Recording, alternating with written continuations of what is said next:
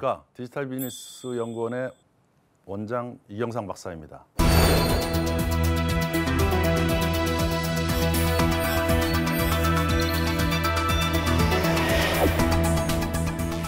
자, 이번 시간은 소셜 네트워크. 많이 유행하고 있습니다. 많은 사람들이 쓰고 있죠. 거기에 어떤 변화가 있고 그걸 이용해서 우리가 어떻게 마케팅을 할까 하는 주제에 대해서 여러분과 함께 살펴보도록 하겠습니다. 자, 주제의 제목은 모으고, 사람들을 모으고 그 사람들을 연결하면서 만족시키는 소셜 앤 미 마케팅이 되겠습니다. 자, 이번 주제에서 먼저 살펴볼 거는 우리가 몇 가지 성공한 법칙이 있습니다. 첫 번째는 뭐냐면 바로 C세대를 잡으라는 겁니다. C세대란 뭘까요? 여러분 X세대, Z세대 많이 들어봤을 겁니다. 이제 C세대가 우리의 핵심 마케터의 포인트입니다. 자, C세대는 뭐냐면 과거에 여러분 우리가 스마트폰 처음 나왔을 때 시대에는 페이스북, 트위터 이런 것들을 통해서 사람들이 막 서로 간에 친구의 친구를 연결하고 그 다음에 내가 뭐 김연아를 좋아하면 김연아의 트위터에서 팔로워가 돼가지고 계속 서로 간에 연결되는 이러한 새로운 형태의 그들이 많이 활동을 했습니다. 이것이 지나면서 2014년도에 들어가지고 새로운 트렌드가 나타났는데 그것이 바로 디지털 스트레스입니다. 인간관계가 더 모르는 사람과 모르는 사람께 연결됨으로 인해 가지고 사람들이 거기에 스트레스를 받기 시작했습니다. 그래서 그러한 형태의 소셜 네트워크를 안 쓰기 시작한 거죠. 바로 트위터의 몰락에 있습니다. 트위터는 지금 전 세계 소셜 네트워크의 2%밖에 쓰고 있지 않습니까? 여러분 중에 트위터 쓰는 분들은 거의 없을 겁니다. 지금 이제 사람들은 어떤 경향으로 옮겨가고 있을까요? 바로 폐쇄형 관계를 맺고 있다는 겁니다. 첫째, 여러분 카카오톡이나 밴드가 어떻게 엮어집니까? 여러분 안에 있는 스마트폰 안에 있는 전화번호를 통해서 엮어집니다. 다시 말하면 친구의 친구가 엮어지는 것이 아니고 여러분이 관리하고 있는, 여러분이 친하다고 느끼는 사람들을 연결하는 형태로 바뀌고 있습니다. 최근에 페이스북은 어떻게 됐죠? 페이스북도 기능을 추가했습니다. 친한 친구라고 설정하면 그 사람들 메시지만 나는 받을 수 있습니다. 이제 마구 넓혀지는 관계가 아니고 정말 나랑 같이 공감하고 또는 같은 대학을 나왔고 또는 같은 아파트에 살고 또는 같은 친구고 이런 폐쇄형 SNS가 지금 활성화되고 있다는 뜻입니다. 그러다 보니까 여기에 우리가 마케터가 어떻게 침투할 것과는 조금 더 다른 방법으로 생각을 해야 되겠죠. 그것이 우리가 커넥티드 제너레이션, 다시 말하면 연결 세대, C세대라고 우리가 볼 수가 있습니다. 자, C세대의 특징은 어떤 것을 갖고 있을까요? 첫째는 나이가 불문이라는 겁니다. 과거에는 우리가 PC를 쓰게 되면 거의 대부분 20대, 30대가 썼습니다. 이제는 어떨까요? 할아버지, 할머니도 밴드로 엮여 있고 카톡을 씁니다. 그래서 나이가 불문으로 서로 간에 강한 유대를 갖고 있습니다. 세 번째는 서로 간에 영향력을 준다는 거예요. 과거에 우리가 영향력이라 그러면 파워블로거라는 게 있었습니다. 여러분 많이 하셨을 거예요. 카페나 이런 데 들어가서 파워블로거가 해주는 말을 듣고 거기에 반응했습니다. 이제는 그러한 파워블로거 형태가 아니고 서로 간에 정보를 만들어내고 정보를 유통시키고 거기에서 정보를 서로 간에 새롭게 재생산해내는 이러한 방식으로 사람들이 활동하고 있습니다. 네 번째는 이분들이 바로 입소문의 주역이 된다는 겁니다. 그래서 어떤 좋은 것이 나타났다. 그럼 바로 친구들한테 알려주는 거죠. 많은 여러분이 경험을 하셨을 겁니다. 그리고 마지막으로는 높은 유대감을 갖고 있기 때문에 거꾸로 얘기하면 높은 충성도를 유지시킬 수 있는 마케터 입장에서는 이러한 5가지를 우리가 고려를 해서 C세대를 잡아나가야 됩니다. 자, C세대를 잡아나가는 것 중에 가장 우리가 유념해서 보셔야 될 게 스타벅스입니다. 자, 스타벅스는 여기 지금 보시다시피 미국에 있는 레스토랑 중에서 소셜미디어에서 제일 잘하는 10대가 어떤 거냐 하는 거를 꼽았습니다. 그래서 페이스북, 트위터, 구글 플러스, 핀터레스트, 유튜브, 케이크라우트 이런 상위 6개 제일 많이 쓰는 거죠. 미국인들이 제일 많이 쓰는 것 중에 순위를 보니까 보십시오. 스타벅스가 페이스북, 트위터, 구글, 핀터레스트 1위입니다. 나머지 2개에서는 2위입니다. 이게 지금 계속 5년 동안 유지를 하고 있습니다. 이거는 남다른 뭔가가 전략이 있다는 거죠. 고객과 함께 소통하고 그런 C세대들을 같이 하나로 엮어내는 그러한 힘이 있다는 겁니다. 그래서 마케터 여러분들이 만약에 소셜미디어나 소셜 네트워크를 관련해서 마케팅을 하고 싶다. 필수적으로 스타벅스를 연구하십시오. 자, 이제 스타벅스에서 C세대와 어떻게 더불어 발전하는 많은 여기에 다양한 것이 있습니다만 페이스북에서 어떻게 하면 C세대와 함께 스타벅스를 변화시킬까라는 과제를 해결했는데요. 바로 페이스북에 들어가 보시면 마이 스타벅스 아이디어라는 것이 있습니다. 거기에 들어가면 고객들이 나는 스타벅스가 이랬으면 좋겠어 하고 아이디어를 냅니다. 강한 유대감을 갖고 있는 고객들이죠. 페이스북 안에. 그럼 자기 친구들한테도 이런 거를 어떻게 생각해? 하고 알리고 여기다 아이디어를 올립니다. 아이디어를 올리면 그 다음은 어떻게 하냐면 많은 사람들이 이 아이디어 괜찮아요 하고 좋아요를 누르겠지요. 좋아요를 누르면 그 다음에 제일 상위에 좋아요가 많은 것들을 모아서 회사의 담당 직원하고 고객하고 커뮤니케이션을 해서 그걸 바꿔서 스타벅스를 변화시키는 방식입니다. 자, 2008년부터 2012년까지의 성과를 보면요. 15만 개의 아이디어가 나왔습니다. 여기에 참여한 사람이 200만 명이 넘습니다. 200만 명이 넘는 사람들이 페이스북에 자기 친구들을 몰고 와서 아이디어를 15만 개를 냈고요. 그중에서 277개의 아이디어를 실제 반영시켜서 스타벅스를 바꿨습니다. 이런 과정을 지속적으로 고객과 유대를 가지고 계속 발전시키고 있는 거죠. 예를 들어서 보면 와이파이, 무료 와이파이를 설치한 것입니다. 어떤 고객이 난 한국을 다녀왔는데 한국의 스타벅스에서는 완전히 와이파이가 무료야. 근데 우리는 왜 와이파이가 안 되니? 그래갖고 엄청난 반응을 받아가지고 그래가지고 미국과 캐나다 전역에 있는 스타벅스에 와이파이를 설치했습니다. 또 하나의 사례를 보겠습니다. 나는 이런 커피를 스타벅스에서 팔았으면 좋겠어 하는 레시피를 올렸습니다. 그러면 많은 사람이 먹어보고 나도 그 레시피대로 먹어보고 와 이거 진짜 좋다. 이거 팔았으면 좋겠어 하고 라이크를 눌렀습니다. 회사의 커피 담당자가 그 아이디어를 보고 고객들을 다시 엮어가지고 그 레시피를 더욱 정교화해서 실제 스타벅스에서 팔았습니다. 그러면 그 고객은 어떻게 됐을까요? 스타벅스에서 단순하게 판 것이 아니고 그것이 팔릴 동안 고객한테 로열티를 주는 겁니다. 특허료를 주는 거죠. 그러면 그것만 하나 해도 고객은 굉장히 많은 이득을 봅니다. 이걸 우리가 뭐라 그러냐면 마케팅 용어로 크라우드 소싱이라고 합니다.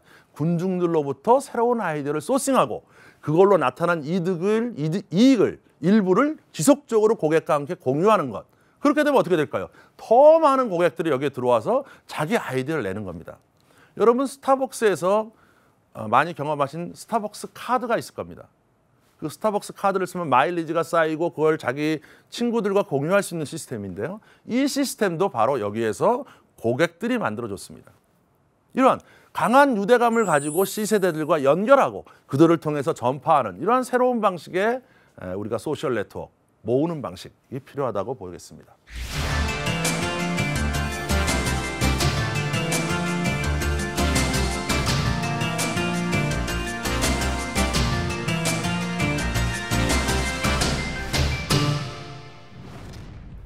자, 두 번째 여러분이 유념할 성공 법칙은요. 바로 소셜 파워입니다. 자, 우리가 소셜 네트워크에 여러분의 온라인에 또는 페이스북 채널에 사람들을 끌어들이고 싶은데 어떻게 하면 끌어들일까? 바로 새로운 법칙이 1990라는 법칙입니다. 여러분 마케팅 이론에서 과거에 많이 80-20 룰, 80-20 법칙이라는 걸 들으셨을 겁니다. 그건 무슨 뜻이냐면 20%의 고객이 80%의 매출을 나타내 준다는 거예요. 그거는 옛날 제조시대입니다. 온라인 마케팅이 한참 등장한 다음에 롱테일 이론이라는 게 있었어요. 그건 뭐냐면 고객이 수가 적어도 아주 단위 고객이 높은 매출을 일으켜줄 수 있다는 거죠. 예를 들어서 온라인 쇼핑몰에 오래된 앨범을 갖다 놓으면 한 사람이 그 오래된 앨범을 굉장히 고가에 팔기 때문에 한 사람의 매출 단가가 높아질 수 있다는 겁니다. 자, 이제 소셜미디어 시대에는 여러분이 기억하셔야 될 원칙은 1990 이론입니다. 자, 이 이론은 뭐냐면 1%의 열정적인 참여자를 여러분이 만들게 되면 9%는 거기에 라이크를 누르다든지 댓글을 단다든지 하는 활동을 합니다. 합해서 10%가 되겠죠? 그러면 나머지 90%는 옆에서 참여는 안 하고 들여다보고 있다가 그걸 즐긴다는 겁니다. 자, 예를 들어보죠. 왼쪽에 보시는 위키피디아를 한번 생각해 보세요. 위키피디아 굉장히 많은 사람들이 이용하고 있죠. 상당히 많은 지식이 있죠. 이용한 사람에 대비해서 거기다가 도대체 누가 올리는 걸까요? 몇 프로가 올릴까요? 조사를 해보면 2%가 올립니다. 2%가 거기에 올리고 수정을 하고 있습니다. 나머지 98% 세계인들이 그걸 이용하는 겁니다. 자, 또 하나 예를 들어볼까요? 아마존의 책을 파는 북스토어를 보도록 하겠습니다. 아마존에 가보시면 전문가 평가가 없습니다. 여러분 인터넷에서 책을 구매할 때 전문가 평가를 보고 믿고 샀다가 굉장히 후회하는 경우가 있었을 겁니다. 왜 그러냐 하면 전문가 평가라는 건 출판사에서 의뢰를 해가지고 그 책이 좋다고 평가를 하기 때문입니다. 그런데 그거를 선행적으로 읽어본 사람들은 어떨까요? 아주 신랄한 비판을 할 겁니다. 바로 그게 소셜 평가인데요. 아마존은 그 1%를 양성했습니다. 의도적으로 양성합니다. 그래서 그 사람들의 1년에 1%가 서평을 쓰는 책의 수가 2,700권이나 됩니다. 이분들이 서평을 쓰면 그 다음에 많은 다른 사람들이 거기다가 라이크를 누릅니다. 이 서평이 좋다. 그러면 나머지 90%는 어떻게 할까요? 그 서평들을 보고 책을 사게 되는 겁니다. 이것이 아주 중요한 개념이죠. 그래서 1990론이 바로 소셜미디어의 핵심 이론이다 라고 여러분이 이해하시면 되겠습니다. 자, 그 예를 한번 들어보도록 하겠습니다. 많은 페이스북이 정부기관에 있는데요. 우리는 주저하지 않고 고양시를 페이스북을 제일 잘하는 정부기관으로 인식하고 있습니다. 고양시는 전체 인구가 97만 명입니다. 서울시 인구의 10분의 1밖에 안 되죠. 100만 명으로 치면 서울시가 1000만 명이니까요. 자, 그런데 여기에 페이스북의 이 고양시를 보게 됩니다. 여러분 앞으로 이 페이스북이 여러분이 만든 페이스북의 채널이 성공했냐 안 했냐의 판단은 1990론으로 생각하시면 됩니다. 자, 여러분의 대상 고객이 100만이라고 칩시다. 그러면 여기에 글을 올리는 열정적인 참여자가 몇 프로라 있어야 된다는 거죠? 1%면 몇 명입니까? 10,000명이 여기서 글을 올려주고 있으면 9%가 여기에 좋아요를 쓴다는 거죠. 그러면 그거에 1%의 100배, 그럼 100만 명이 되는 거죠. 앞으로 그럼 여러분의 고객이 대상으로 하는 고객이 50만 명이다. 마찬가지로 산술하시면 됩니다. 100분의 1이 열정적인 참여자가 여러분과 함께 소셜미디어에서 활동을 해줘야 된다는 거죠. 자, 고양시를 보도록 하겠습니다. 그럼 먼저 앞으로 어떻게 볼까요? 여러분 페이스북이나 채널을 딱 보면 정보들이 있습니다. 여기에 보시면 좋아요, 여기에 보시면 토크하고 있는 사람, 이런 데 정보가 있어요. 그거를 유념해서 보십시오. 자, 고양시에 토크하는 사람은 10,000명 정도, 10,000명이 약간 상회합니다. 1%가 10,000명이라는 거죠. 라이크를 누르고 있는 사람이, 좋아요를 눌러주는 사람이 한 약 5만 명이 됩니다. 자, 이 현상으로 볼 때 1990론으로 보면 1%가 쓰고 있기 때문에 여기다가 자기가 직접 글을 올리고 있기 때문에 결국 곱하기 100 하면 얼마가 되겠죠? 10,000명 곱하기 100 하면 고양시 전체 인구가 좋아하는 페이스북이다라는 걸 우리가 판단할 수 있습니다. 진짜 그럴까? 다 그런 거 아니야? 이렇게 생각하실 수 있지만 옆에 서울시 거를 한번 보겠습니다. 여러분께 보여드리지 않고 통계적 수치만 나오는데요. 같은 시간에 딱 같은 시간에 서울시에 있는 페이스북을 보면 토크하고 있는 사람이 481명이고 여기다 좋아요를 누르고 있는 사람이 16,000명밖에 되지 않습니다. 그러면 토크하고 있는 사람 481 곱하기 100을 해보세요. 48,000명밖에 안 보고 있다는 거예요. 자, 1,000만의 서울시는 왜 48,000명밖에 안 쓰고 100만의 고양시는 전체가 다 쓰고 있을까? 이건 중요한 논리입니다. 자, 이래서 여기에는 어떻게 진행하고 있을까? 첫째는 상당히 사람에 친숙하게 인용을 하고 있습니다. 두 번째는 고양시의 공무원만 올리는 것이 아닙니다. 고객들도 함께 올릴 수 있도록 되어 있습니다. 함께 반응할수록 되어 있어요. 그러니까 너도 나도 올리고 있습니다. 자, 세 번째 요소, 재미입니다. 재미. 고양시청에 들어가 보시면 글을 쓰면요, 끝에 무조건 고양시가 기획사 하나 차력 고양, 참 멋있 고양, 앞으로 이거는 어떻게 발전될 고양, 끝에를 고양으로 끝나지 않으면 이 페이스북에서 퇴출됩니다. 바로 이러한 강한 유대감을 가지고 서로 간의 재미를 느끼면서 활동하고 있습니다. 또 세 번째는 뭐냐면 현실적인, 여기 보시면 동영상이 있는데요. 이 동영상을 누르면 바로 모바일로 찍은, 카메라로 찍은 실질적인 동영상, 흔들리는 동영상이 올라오고 있다는 겁니다. 반면 서울시는 어떨까요? 아주 고급스러운 카메라로 정식으로 찍은 사진들만 올라오고 있습니다. 사람들이 재미를 못 느끼는 거죠. 내가 올린 것이 호흡되지 않다고 있다고 느끼는 거죠. 바로 그 부분들을 해결한 것이 고양시입니다.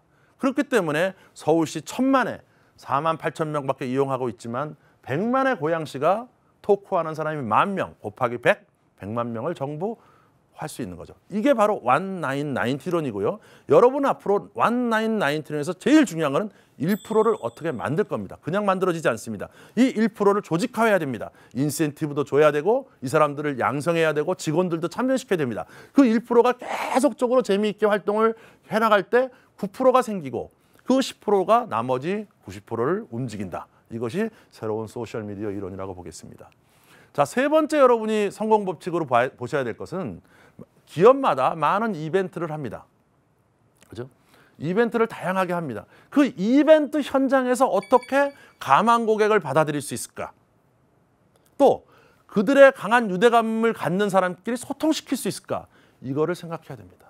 이게 성공 법칙 세 번째입니다. 자, 하나 예를 들어보면요. 2010년에 뉴욕시에서 마라톤 대회가 열립니다. 이거 매년 열리는 마라톤 대회인데 거의 3만 5천 명에서 많을 때는 6만 명까지 모여서 뜁니다. 상당히 많은 사람이 모이죠. 정식 프로 마라토너뿐만 아니고 일반 사람들도, 대중들도 더 많이 뜁니다. 자, 이 마라톤에 아식스가 후원을 했습니다. 자, 이 이벤트에서 아식스는 생각을 했습니다. 어떻게 사람들을 연결시키고 단순하게 우리가 이런 걸 했습니다라는 홍보가 아니고 실제 감한 고객을 받아들일 수 있을까를 연구를 했습니다. 자, 그래서 만든 게 7초 마케팅입니다.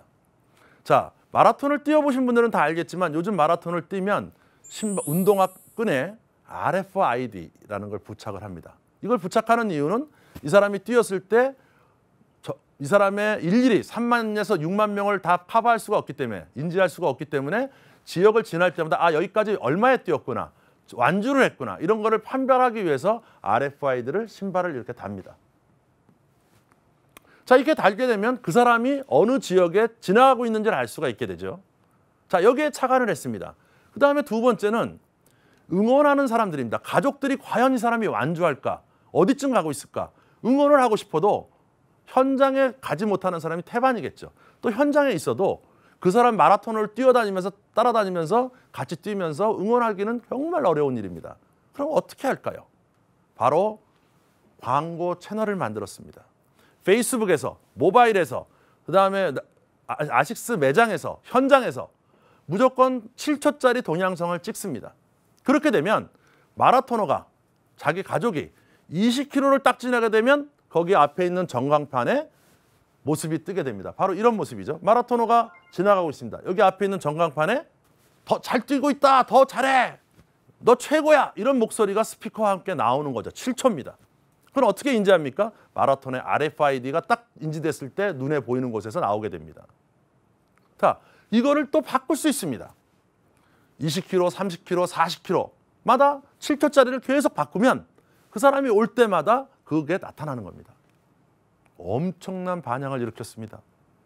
어떻게 됐을까요? 가족들이 이걸 쓰려면 어떻게 됩니까? 아이디를 여기에 가입을 해야 됩니다. 그리고 영상 메시지를 날리기 시작했습니다. 또 입소문이 퍼졌습니다. 페이스북에서. 야, 이런 게 있어. 많은 사람들이 여기에 동참하고 시작하고 그걸 통해서 마케팅에 성공을 했습니다. 성공 버전 네 번째, 바로 마지막입니다. 미마케팅을 해라는 겁니다. 미마케팅. 여러분, 이런 경우 많이 들으셨을 거예요. 자기에 해당되는 모바일에 여러 가지 광고 메시지가 옵니다. 나하고 상관이 없는 거예요. 자기가 다시 들여다봅니다. 그러면 여러분 어떻습니까? 스트레스를 받고 짜증이 납니다. 자, 그 사람에게 원하는 정보만을 줘야 됩니다. 그걸 우리가 미마케팅을 한다는 겁니다. 바로 왜 그러냐 하면 그 사람을 위한 관련성 있는 정보를 주게 되면 just for you, 당신만을 위한 정보를 주게 되면 65%가 반응한다는 겁니다. 일반적인 마케팅에서 어떨까요? 무작위로 뿌리게 되면 0.8%, 2% 정도, 2% 정도의 반응률을 보입니다. 그래서 관련된 걸 보내야 된다는 겁니다. 그런데 이것이 왜 중요하나? 2015년도에 작년에 계산을 해보면 이러한 미마케팅, 고객하고 딱 연결돼서 마케팅하는 건 5%에 불과했습니다. 향후는 어떻게 되겠습니까? 60%까지 발전을 한다는 거죠. 자, 하나 예를 들어보겠습니다. 여러분, 우리 커피숍에 가시면 바로 진동벨을 주게 되죠, 주문하면. 그 다음에 마일리지 쿠폰을 줍니다. 이 얘기는 뭘까요? 바로 해당되는 커피숍에서 내가 고객인지를 모르고 있다는 겁니다. 자, 어떨까요? 내가 고객인지를 알면 진동기를 주는 게 아니고 내 핸드폰을 울리겠죠? 내가 고객인지 서로 연결이 돼 있다면 쿠폰을 찍어주는 게 아니고 이미 모바일 쿠폰으로 여기에서 보일 겁니다. 그리고 그 쿠폰을 친구들하고 나누고 애인하고 같이 나눠서 쓸 수 있게끔 해줄 겁니다. 바로 고객인지를 모르고 있다는 거죠. 모바일이 있음에도 불구하고 그거를 제대로 우리가 활용하고 있지 못한다는 겁니다. 자, 그러면 미마케팅은 어떻게 하면 성공할 수 있을까요? 제가 10단계를 말씀드리겠습니다. 미마케팅의 10단계입니다. 자, 첫 번째, 고객하고 연결이 돼야 되겠죠. 그래서 우리가 가지고 있는 앱이나 아니면 웹에 고객이 모바일로 구동을 합니다. 터치를 하겠죠. 자, 두 번째는 그걸 하게 되고 우리 상점에 딱 들어오면 고객을 인지할 수 있을까요? 우리 상점에 들어왔다는 걸 바로 알 수가 있습니다. 모바일의 앱과 우리에 들어오면 와이파이라든지 요즘 나오는 비컨 테크놀로지를 이용해서 우리 고객이 매장에 들어왔다는 걸 인지할 수가 있습니다. 그렇게 되면 어떻게 될까요? 이 고객이 우리의 고객이고 이 사람이 어떤 형태의 우리의 단계의 고객이다. 그 사람의 충성도를 분석할 수가 있습니다. 자, 그러면 그 사람만을 위한 할인 쿠폰을 줄 수 있겠죠. 자, 제가 커피숍에 왔는데 할인 쿠폰을 주는데 저는 커피를 안 먹습니다. 커피를 안 먹고 거기서 차를 먹는데 저한테 커피에 관련된 할인 쿠폰이 오면 화가 나는 일입니다. 그렇게 해줘서는 안 된다는 거죠. 우리가 고객을 인지하게 되면 그 사람이 좋아하는 레몬티의 쿠폰을 줄 겁니다. 그러면 반응하게 되죠. 자, 그렇게 반응하게 되는 할인 쿠폰을 주고요. 그 다음에 고객이 주문서를 작성하게 합니다. 그렇게 되면 3%에서 5%를 할인해 주게 되죠. 그러면 종업원들이 더 많은 생산성으로 주문을 받는 게 아니고 생산하는 활동에 만족시킴으로 해서 많은 고객을 처리할 수가 있을 겁니다. 다섯 번째는 나만을 위한 상품을 추천하는 겁니다. 그 사람이 뭔가를 사려고 할 때 당신한테는 이런 게 더 맞습니다 하는 거를 추천하게 되고요. 또 고객의 지원을 요청하게 되면 바로 근접해 있는 직원이 신속하게 고객에 대해서 응대를 하게 되고 그 고객만을 위한 솔루션을 제공을 해줘야 된다는 거죠. 자, 그렇게 되면 어떻게 되겠습니까? 고객이 아주 만족을 하게 되고 거기서 간편 결제를 통해서 결제를 하고 떠나게 됩니다. 그러면 회사는 바로 그 고객의 라이플로그라고 하면 그 사람의 트랜잭션이 아니고 어느 부분에 뭘 좋아하고 몇 시대에 오고 이런 것들을 전부 컴퓨터로 관리를 해서 결국 그걸 마케팅 수단으로 씀으로 인해 가지고 지속적인 고객 관리를 하는 거죠. 그것이 바로 우리가 미마케팅이라고 볼 수가 있습니다. 자, 이번 시간에는 소셜 미디어를 어떻게 활용하고 또 그거를 가지고 고객에 어떻게 모으고 연결하는 C세대가 중요하다는 걸 여러분이 배우셨습니다. 또 마지막으로는 한 사람 한 사람을 만족시키는 미마케팅의 10대 원칙을 보셨습니다. 이러한 새로운 형태의 모으고 연결해서 고객과 함께 즐기는 이러한 소셜미디어와 미마케팅을 더욱 여러분이 받아들여서 현실에 적용하시길 바라겠습니다. 자, 그럼 다음 시간에 뵙겠습니다. 감사합니다.